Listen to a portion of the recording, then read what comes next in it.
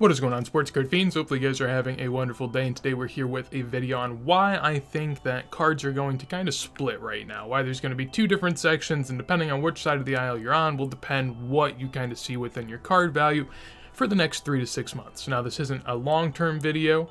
This is more of just what's happening now and where the divergence is going to take place. So essentially what I'm seeing is, and it makes sense, with the PSA backlog, the value cards, the ones that are pretty cheap and just kind of submitted in hopes of maybe getting a 10, maybe being able to flip for like 50, 100 bucks, something like that, those types of cards are still at PSA. They're still in the logjam that is the PSA backlog.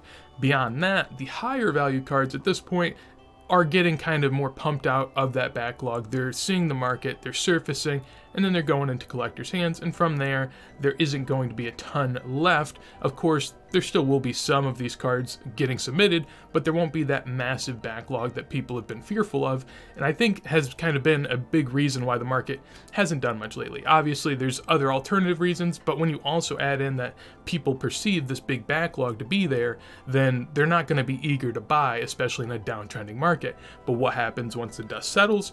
I think that's what we're going to see over the next 3 to 6 months. So hopping on over at PSA Site right now, essentially we can see what all they have in store for grading, and as we know, they don't really have much currently, so the selection isn't that great. Eventually, apparently their value's at $20 a card, their economy is $50, regular's $100, express is $2, and super express is $300. So some pretty high values. In terms of kind of what I'm seeing, though, it is going to be beneficial to check out this PSA Site and their communications section. I'll link this down below. I've always kind of been searching for it, hunting for it, and I found it somewhat recently so that I could have a better indicator as far as where the market's at. So if we look here at their service levels and their complete through dates, we can see kind of where the market is and what's all out there, what has already been given back to people and what's already hit the market. So if we look, you know, these really high levels, the walkthrough, Super Express, and Express, those are all done up until the last month. So, I mean, there's nothing to worry about there. Of course, you're getting those cards back. Beyond that, we see here that there is regular that's done through essentially April at this point, and if we go back to the regular pricing, that's $100 a card. I believe it used to be 50-ish.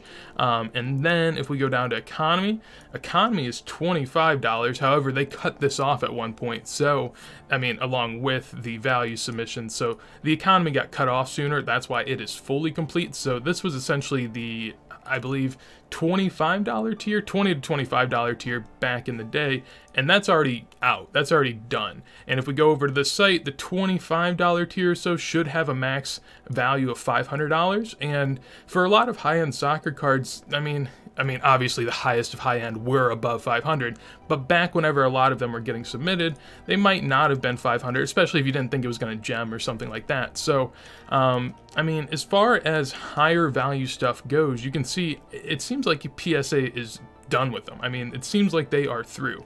Obviously, there's still the regular that they're getting through a little bit, but beside that, your $200 plus submission grading, that's of course going to be done up until this point. The $25 submissions back in the day, those are basically done. And if we take a look down here at the value, even with the value, we are into the October and November range. And if you've been in the hobby for a bit, the big soccer boom really happened during the summer and especially in August. So at this point, PSA's through essentially all of the grading that most of the people in soccer probably would have done after that boom happened, because they would have seen the boom, they would have been like, well, I need to get these things graded, then they send them off to PSA, and at this point, it seems like most of the high-valued stuff is already through PSA, and the only thing really left to worry about now is the lower value stuff, because of course, again, they're still only into October and November of last year, so still some catching up to do for the lower end cards, but the main point here is that the high end cards are essentially out of PSA.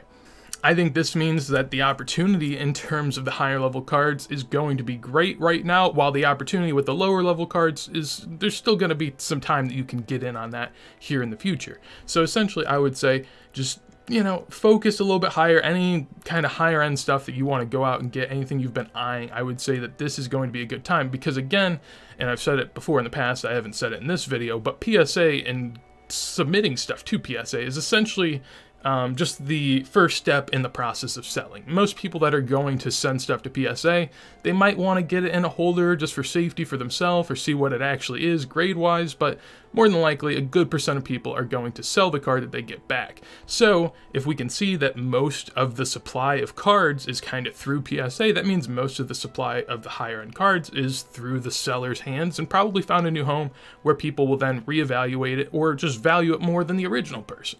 I always use the messy market kind of as my barometer for what's going on in the mid to higher level stuff. Of course, most of the messy cards, other than the 71, aren't going to be god tier cards, but they're still very, very good cards and stickers. So if we take a look, I've been following 2004 Messy on eBay for quite a while. I'd imagine most people do, but typically I would always see 200 results or so for a 2004 Messy PSA, and for a while there I was seeing 300 to 400, and I was, you know, just a little nervous. I'm like, how many of these are there going to be? And now we're starting to get back down to that 250 range that we can see right here with 265 results.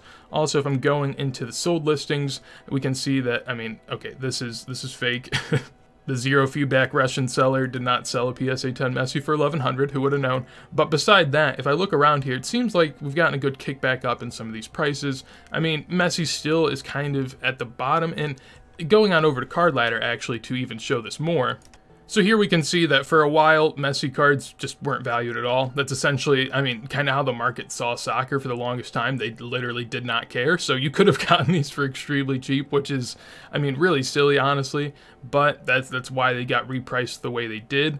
So during that big summer boom and kind of the August boom especially, you can see that this PSA 8 Messy reached 1200. Now, with a lot of the PSA card booms that we saw in August, they weren't natural in the sense that there wasn't enough graded to really have a good scale of where that card should be. There's not enough people that can actively sell a PSA 8 because there just weren't people getting that graded. I mean, it used to be 50 bucks, maybe. Maybe you get a 9, it's 100, maybe you get a 10, it's a few hundred, but I mean, before that, no one was really grading these cards. So once that initial boom happens, that shows you what can be, and then from there, we saw a good dip. And this is kind of what I'm always really just upset by with the card community and us pretending like, you know, the last year has just been abysmal, or I guess the last 3 to 6 months have been abysmal, because I mean, there was a stretch, and I was sitting here during November and December, I was buying, but at the same time, I wasn't 100% confident in my heart of heart that this was the bottom. But you can see here in December, this card was $400 to $600 and then shot up a ton. And now when we look back, everyone compares this high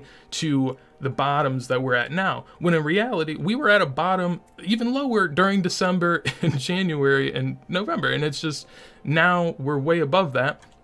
And we've also worked through more of the pop that is to come back. See, that's kind of what you can tell, is after a big boom, you know, more pop comes back from PSA, starts falling again, then there's another big boom, more pop comes back from PSA, starts falling, but how many times can PSA give back these cards to then suppress the prices back down? That's kind of where we're reaching right now. I don't think that there's going to be a ton of these coming out. Of course, there still will be cards, and there still will be a flow of cards getting graded by PSA because they do exist. I mean, they're not that rare, but in reality, you're not going to see the same supply that can draw back these prices that you have seen for the last year. So whenever this card is back down to 870, even cheaper than it was during the August boom, and I mean, honestly, around the same prices, I mean, just a little bit higher, of course, but around the same prices that we saw during the December kind of lows, I think that this is a great time because, again, as I said before, I mean, we've seen that the PSA pop and just kind of how they're getting through the backlog. They're almost there in terms of the higher end cards. For some of the lower end cards, again, you know, if Messy was a low end card and there were a ton of these, I wouldn't feel confident because I'd be like, well, there's just going to be more and more submitted. There's going to be more coming back through the value end of PSA.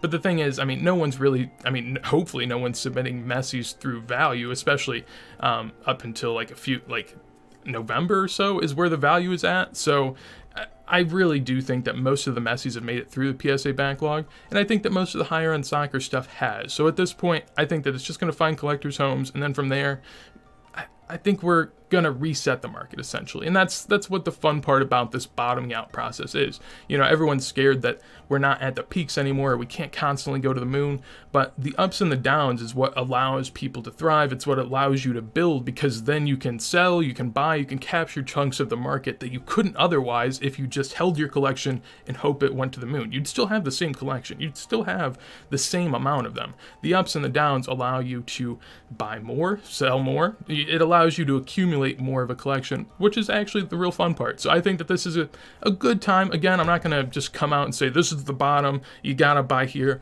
but whenever we're going through these bottoming out processes, it shouldn't be a, you know, strike at one point and spend all your money. It should be, you know, just casually kind of pick up as you go, pick up what you like and what you can afford to actually risk and spend in cards. So yeah, that is it as far as this video goes. Just wanted to give a good example as to why I think that the higher end to medium high end of soccer cards has some good potential going forward, because I think we've seen a lot of that supply kind of diminish. Of course, there still will be some going through eBay and whatnot, but I can only imagine, you know, what the supply of these cards will be like in, you know, a few years, 5 years, 10 years. Like, it's not going to be the abundance that you see now, and I don't think people are properly accounting for that. But I understand when you see 200 to 300 on eBay and you think they'll be there forever. I just don't see that happening. And for the example, like with the Messi rookies, I just think they're so much more collectible and so worthwhile, even though you may look at the graphs and be like, well, a few years ago they weren't worth anything.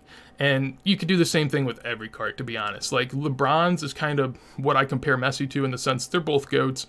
And when I look up LeBron 2003, there's 17,000 eBay options that I can choose from. When I look up Messi 2004, there's like 300 to 400. So that's just kind of the drastic drop off that soccer has, and that's why I feel like we're more insulated, and I really enjoy the hobby, because I feel like it's a lot more just collectors doing their thing, having fun, rather than flippers trying to come out here and buy cards to sit on for 4 months and hope they can 3x. It's just, that's not sustainable, and that's why I've really enjoyed my time in the soccer hobby. So hopefully you guys enjoyed this video. If you did, make sure to leave a like. Anything, that's a dislike. Anything you want to tell me, let me know in a comment down below. And if you want to see more videos like this as I go live, make sure to subscribe. And with that said, hopefully you have a wonderful day, and peace.